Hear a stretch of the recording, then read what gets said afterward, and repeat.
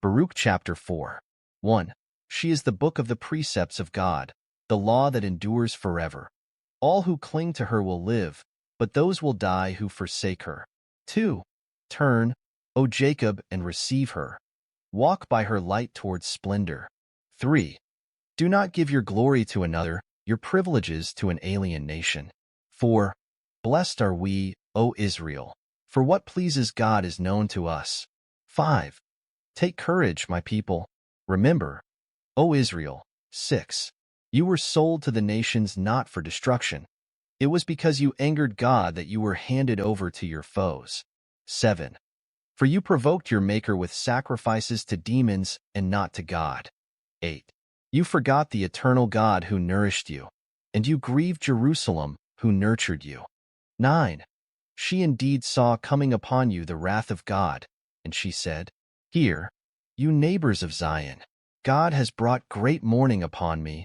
10. For I have seen the captivity that the Eternal One has brought upon my sons and daughters. 11. With joy I nurtured them, but with mourning and lament I sent them away. 12. Let no one gloat over me, a widow, bereft of many. For the sins of my children I am left desolate, because they turned from the law of God. 13. And did not acknowledge his statutes. In the ways of God's commandments they did not walk, nor did they tread the disciplined paths of his justice. 14. Let Zion's neighbors come. Remember the captivity of my sons and daughters, brought upon them by the Eternal One. 15. He has brought against them a nation from afar, a nation ruthless and of alien speech, that has neither reverence for old age nor pity for the child. 16. They have led away this widow's beloved sons, have left me solitary, without daughters. 17. What can I do to help you? 18. The one who has brought this evil upon you must himself deliver you from your enemies' hands. 19. Farewell, my children, farewell. I am left desolate. 20. I have taken off the garment of peace, have put on sackcloth for my prayer of supplication. While I live, I will cry out to the Eternal One. 21. Take courage, my children. Call upon God. He will deliver you from oppression, from enemy hands. 22. I have put my hope for your deliverance in the Eternal One, and joy has come to me from the Holy One because of the mercy that will swiftly reach you from your eternal Savior. 23. With mourning and lament I sent you away, but God will give you back to me with gladness and joy forever. 24. As Zion's neighbors lately saw you taken captive, so shall they soon see God's salvation come to you, with great glory and the splendor of the Eternal One. 25. My children, bear patiently the wrath that has come upon you from God. Your enemies have persecuted you, but you will soon see their destruction and trample upon their necks. 26. My pampered children have trodden rough roads, carried off by their enemies like sheep in a raid. 27. Take courage, my children. Call out to God. The one who brought this upon you will remember you. 28. As your hearts have been disposed to stray from God, so turn now 10 times the more to seek him. 29. For the one who has brought disaster upon you will, in saving you, bring you eternal joy. 30. Take courage, Jerusalem. The one who gave you your name will console you. 31. Wretched shall be those who harmed you, who rejoiced at your downfall. 32. Wretched shall be the cities where your children were enslaved. Wretched the city that received your children. 33. As that city rejoiced at your collapse and made merry at your downfall, so shall she grieve over her own desolation. 34. I will take from her the rejoicing crowds, and her exultation shall be turned to mourning. 35. For fire shall come upon her from the Eternal One, for many a day, to be inhabited by demons for a long time. 36. Look to the east, Jerusalem. See the joy that comes to you from God. 37.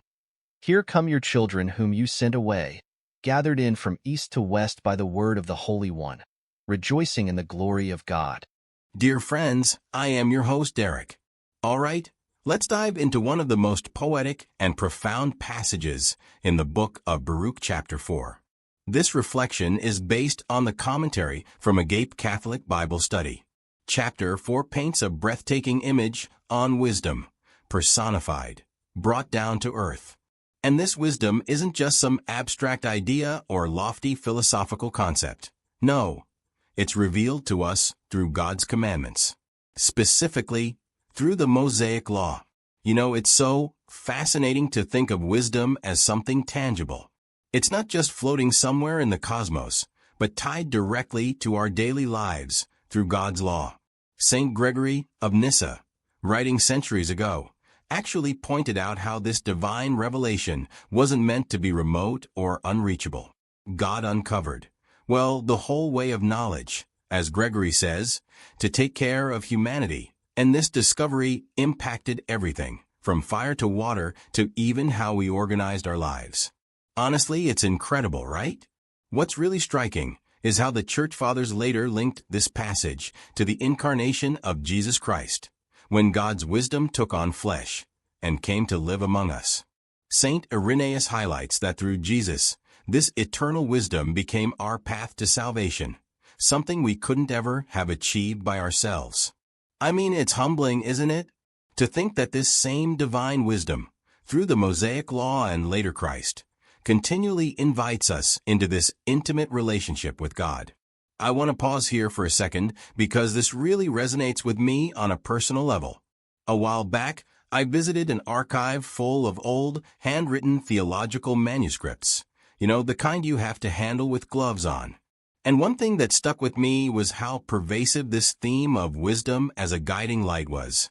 It was described almost poetically as a lighthouse amidst stormy seas, something sturdy and constant that helps, well, guide us to safety. And I think, in a way, God's law serves just like that lighthouse for all of us, whether in ancient Israel or today, steering us back on course when we veer off. So when the book of Baruch talks about keeping wisdom and living by its radiance, it's more than just a set of rules. It's like an invitation to anchor ourselves in something eternal, something that brings us closer to God's glory and purpose. And when it says, "Blessed are we, what pleases God has been revealed to us."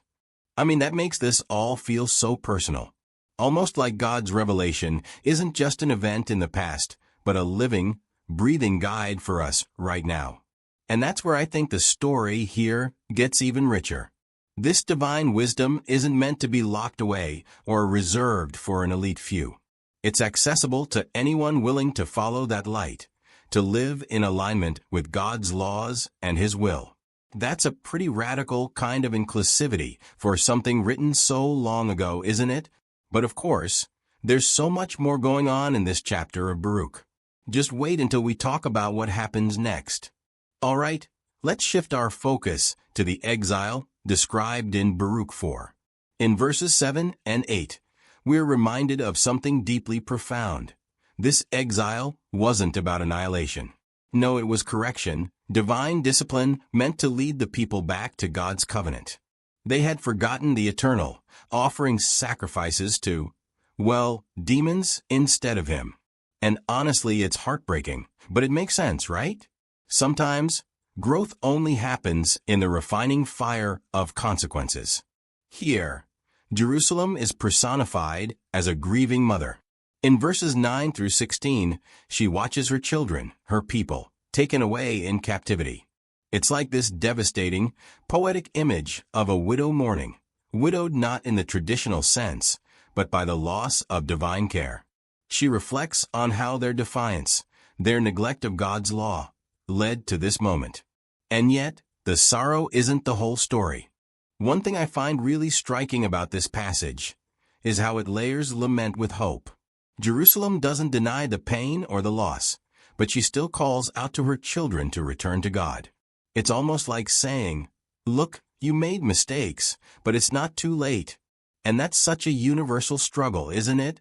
Whether we're talking about individuals, communities, or even nations, there's this tension between remorse for what's been lost and hope for what can be restored.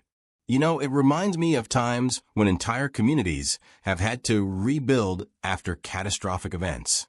I've seen it personally in urban settings after natural disasters. people feel this collective grief, but they also find ways to persevere and come together. There's almost always a remnant, a faithful few who keep the flame alive and lead the way towards renewal. And I think Baruch speaks directly to that kind of resilience here. It's like a blueprint for spiritual rebuilding post-crisis. The remnant, those faithful to Yahweh, carry a promise of redemption. In verses 22 through 29, the text shifts toward restoration. Jerusalem acknowledges she can't save her children on her own. It's God who will deliver them. But think about that for a second. This isn't just about survival. It's about transformation. It's about searching for God 10 times harder, as Baruch says, and finding joy and eternal salvation through that search. And honestly, this entire section really underscores something timeless about our relationship with God. Even when we stray, even when we, lose sight of His commandments, there's this persistent invitation to return. It's not easy, obviously. Repentance and renewal require us to own up to our missteps. But Baruch lays it out clearly. This path isn't about perfection. It's about faithful persistence. The imagery here, the grieving but hopeful Jerusalem, strikes such a relatable chord.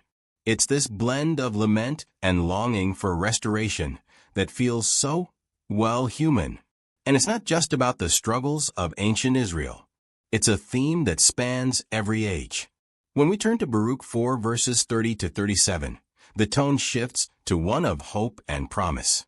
These verses are like a deep breath after a long journey through grief and discipline. Jerusalem is urged to take courage, to lift her eyes and see the joy and restoration that God has prepared. It's almost like the text places us in the moment right before dawn, when the night feels heavy, but you can start to sense the light coming through. There's this beautiful image of the exiles returning home, described almost like a family reunion. And that's not a far stretch. It's the covenantal faithfulness of God that brings them back.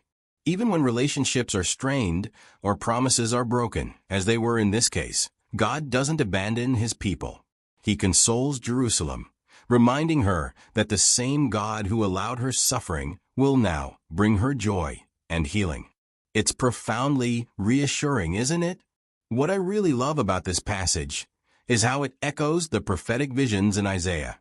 For instance, in Isaiah 60, you hear this call for Jerusalem to rise and shine because her light has come, and the glory of God is rising upon her. There's this consistent thread of consolation and justice running through both texts that promises renewal in the face of despair. It's not just about physical restoration. It's about spiritual healing too.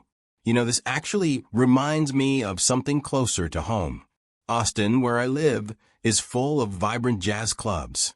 And I remember one that had to close its doors for a while. Things just fell apart after some tough financial and personal losses. When it reopened, though, the energy, the joy, just came flooding back.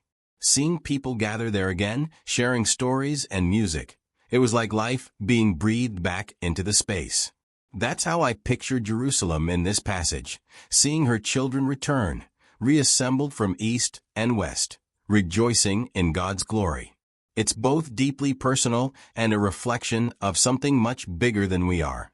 But I think the takeaway here goes beyond one city or one community. It's the unwavering truth that God writes redemption into the story, no matter how broken things might feel.